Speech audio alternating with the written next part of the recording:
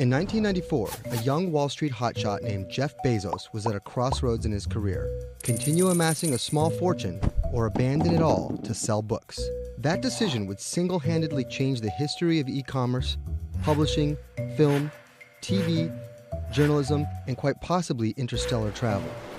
That decision also represents a recurring theme in his life: never settle, ever.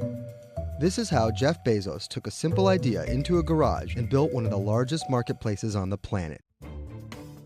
Jeff Bezos was born on January 12, 1964. As a child, he turned his parents' garage into a laboratory for his inventions. In his 1982 valedictorian speech, he discussed colonizing outer space and turning Earth into a giant nature preserve.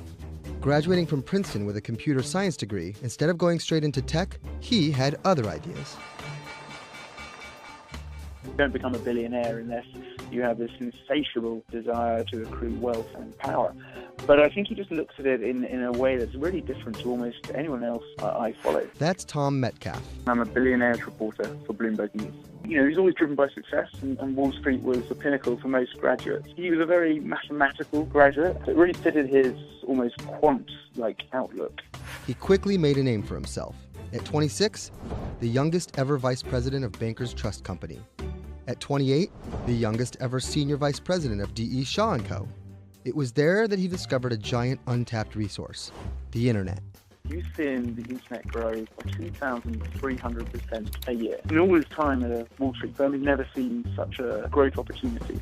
He went through a whole list of industries, and if you think about books, easy to package, hard to damage, and of course the internet offers an infinite library. D.E. Shaw did not share his optimism. For the opportunity of a lifetime, Bezos would have to leave Wall Street.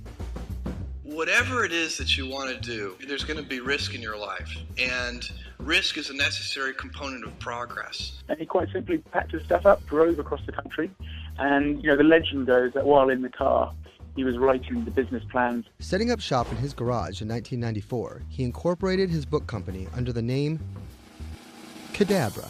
It wasn't great when a lawyer misheard it as cadaver. He ultimately landed on Amazon for a couple of reasons. Firstly, the name beginning with A. It was likely to be on top of any alphabetized web search. He kind of liked the fact it kind of tied in with the world's largest river. And he certainly had plans to make Amazon the world's largest company. Launching